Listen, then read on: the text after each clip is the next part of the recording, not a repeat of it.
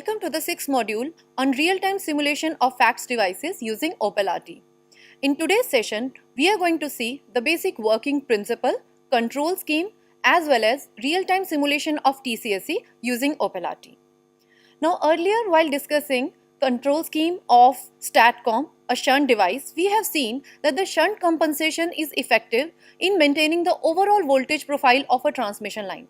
However, it is ineffective in controlling the overall transmitted power, which ultimately depends upon the transmission line impedance as well as the angle between the end line voltages. The main idea of series compensation is to decrease the overall transmission line impedance, as can be seen from this diagram. As you can see from here, the power is equal to V1 V2 by X into sine of delta 1 minus delta 2. While the shunt compensation works on the voltage profile, the series compensation works on decreasing the overall transmission impedance as well as the phase angle control. Now let us see how it does. Actually, we insert a capacitor in series with the transmission line, which decreases the overall effective impedance. Let us see how. A compensating capacitor is connected in series, which cancels a portion of the actual line reactance, and thereby the effective transmission impedance is reduced as if the line was physically shortened. Now let us see what is the effect on the active power and reactive power by this compensation. As you can see from here, the real power transmitted is given by P is equal to V square by 1 minus K into X sine of delta, and the reactive power supplied by the series capacitor is also dependent upon the impact of the compensation. The transmittable power rapidly increases with the degree of series compensation K, and the reactive power supplied by the series capacitor also increases sharply with K and varies with angle delta in a similar manner to the line reactive power. So series capacitors have been used extensively in the last 50 years throughout the world for the compensation of the long transmission lines. Thyristor controlled series compensator, that is TCSC, is a capacitive reactive compensation which consists of a series capacitor bank shunted by a thyristor controlled reactor in order to provide a smoothly variable series reactance. As you can see from here, the TCSC can control the line impedance through the introduction of a thyristor control capacitor in series with the transmission line. So we can say that it is actually a variable inductor in parallel with a capacitor. Now how is the overall impedance affected can be seen from this diagram. As you can see from here, the equivalent impedance is given by J equivalent is equal to minus J 1 upon omega C minus 1 upon omega L. Now the overall working principle of the TCSC basically depends upon this formula. How it is? It basically depends upon the value of this omega C minus 1 upon omega L. If omega C minus 1 upon omega L is greater than 0, the reactance of the fixed capacitor is less than that of the parallel connected variable reactor, and this combination provides a variable capacitive reactance. If both the values are equal, that is omega C minus 1 upon omega L is equal to 0, a resonance develops that results in infinite capacitive impedance, and this is an unacceptable condition. So we normally do not operate TCSC under these conditions. And the third condition is if omega C minus 1 upon omega L is less than 0, then the combination provides a variable inductive reactance. So we can say that it basically works in two modes. One is the capacitive mode, the other is the reactive mode. And normally we operate the TCSC in the capacitive mode. Now this is the WSCC 3 machine 9 bus system which we have discussed earlier, and in this we have implemented a TCSC in the middle of this transmission line. Now let me show you the TCSC in Simulink environment. As you can see from here, this is the 3 machine 9 bus system which we have discussed earlier. In this we have used this TCSC in the middle of the transmission line. Now as you can see from here, this is the TCSC. This is its control scheme and its firing unit. Let us see how it works. As you can see from here, the TCSC basically comprises of a thyristor controlled reactor. So this is the thyristor controlled reactor which is in parallel with the capacitor, and all these three are in the three phases. Now the basic thing is we have to control or we have to generate the firing pulse for all the thyristor. That is done with the combination of the control scheme and the control unit and the firing unit. Let us go back. Now one important point which you must keep in mind is that whenever the TCSC is operating in constant impedance mode, it basically utilizes the feedback voltage and current in order to calculate the impedance. We basically give it a reference impedance, and that is compared with the impedance it calculates with the help of that feedback voltage and the current. How it does is, this is the control unit. The voltage from the TCSC is fed to it along with the line current, and this is the Z reference. Now as I told you that there are two modes in which the TCSC works. One is the capacitive mode and the other is the inductive mode or the reactive mode. Now in this case, for capacitive mode, the impedance has to be kept in the level of or in the range of 120 to 136, while in the inductive mode, the impedance is to be kept in the range of 19 to 60. In our model, we have operated the TCSC in the capacitive mode and we gave the reference of Z, that is Z reference value, as 122. Now coming to the control system, this is the impedance calculation block which basically works with the help of this input TCSC voltage and the current. It calculates this impedance which is then basically given to a PI controller. So we have a separate PI controller for the capacitive mode and a separate PI controller for the inductive mode.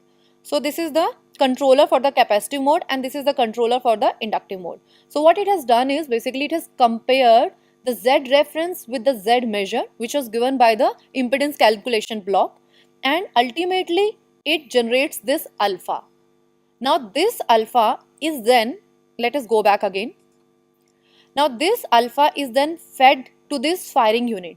So basically the firing unit has three inputs. One is the alpha which is calculated by the previous block, that is the control unit. The other is the line current and the third is the IRMS. What it basically consists of? Let us see. The firing circuit basically uses three single phase PLL units for synchronization with the line current, as you can see from here. It basically consists of three single phase PLL units for synchronization with the line current. Now one important point to be noted is that the line current in this case is used for the synchronization for PLL. Now this is the main difference between the series and the shunt. If you recall the control scheme of the STATCOM, in that case the line voltage was used for the synchronization, whereas in case of TCSC we mainly use the line current for the synchronization because the TCSC voltage can vary widely during the operation. So this is the main point which is to kept in mind. So through this the TCR pulses are generated which are then fed back to the TCSC. So this is the whole TCSC control scheme in the Simulink. Now this is the 3-machine 9-bus system which is implemented with TCSC. As you can see from here, the TCSC has been inserted in the middle of the transmission line and a 3-phase fault was basically inserted at different locations, and we compared the performance of the various locations in terms of the load angle. So I have already discussed this in our earlier sessions also, that basically the performance of the load angle variation is used to see the effect of the TCSC. Now this model was made compatible with the real-time simulator, in which I created this top model of the OPAl RT based system which was implemented with TCSC. As you can see from here, there are two subsystems. One is the master subsystem which contains the main circuit, and the other is the console subsystem which basically consists of the scope, and the third thing is this power GUI which is used for the initialization of the power system model. This is the console block in which I have inserted this OPCOM. I have already discussed this in the previous sessions. Now before coming to the results, let me show you how to run this in the real time.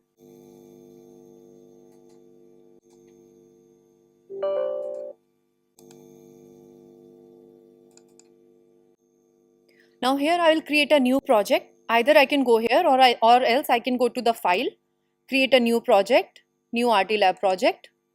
I give it a name, let's say TCSC 1, it's already created, so I'll create a 2, TCSC 2 and finish. So as you can see from this project explorer, a new project has been created. The next task is to add the model. So just go to models, add existing model. Now it is highly recommended to import a copy of an existing model instead of creating a direct link to it. So I will just import it and browse. So this is where my model is. So as you can see from here, the model has been added to my main project. The next task is edit the model. This will open a new MATLAB window. In the meanwhile, I'll just set the development properties. Red Hat. Again go back. Let me check if the model has been opened. It's still taking some time. In the meanwhile, let me close the earlier version. It will unnecessarily create some confusion, so I'll just close the earlier version. Yeah. Now build the model. It's taking some time. You can see the progress here. The model has been built. The next is assign target to subsystems. Clean target. Again go back. Set the execution properties, because in this case we are not using any external hardware. So the real-time simulation mode will be software synchronized. Load the model. So you will see once the model has been loaded, you will get this kind of window and automatically generated by RTLab during compilation. This means that your model has been loaded. The final step is the execution of the model. So execute the model. We just run it. So these are the results which are coming in the real time. I'll just show you them. This is basically current, voltage, power, all these values. So these are the results in the real time.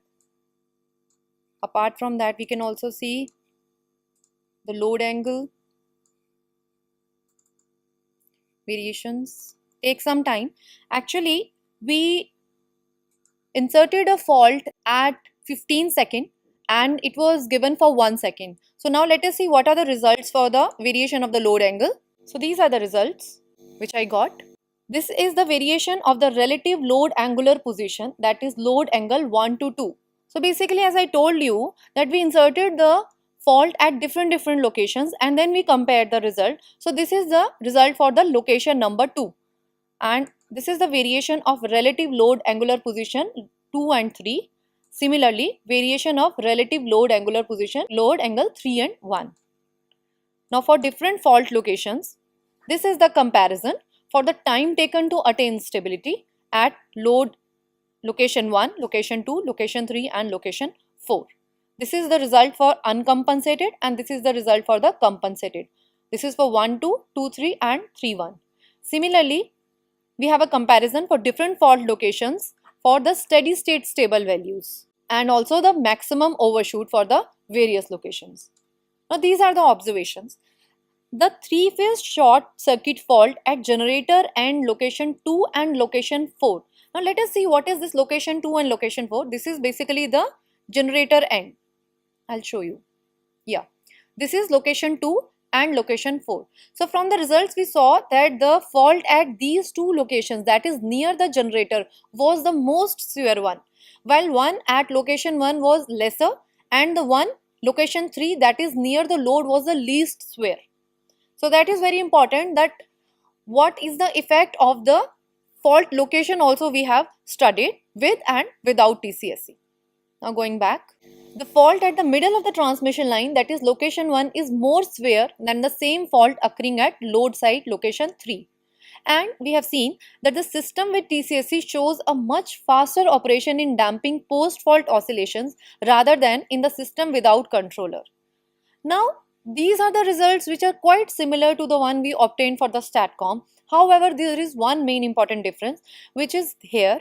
The steady state error in the stable value is nearer to 0 when implemented in the uncompensated system rather than with the TCSC, in which the error is much large. This is the main difference between the results of TCSC and the StatCom.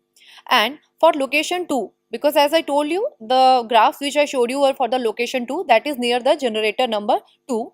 With the incorporation of TCSC, the maximum overshoot is reduced to approximately 1/5, 2/5 and 4/5 of the value of uncompensated load angle 1, 2, 2, 3 and 3, 1 respectively. Now these were the results of the comparison of the various load angles at different fault locations.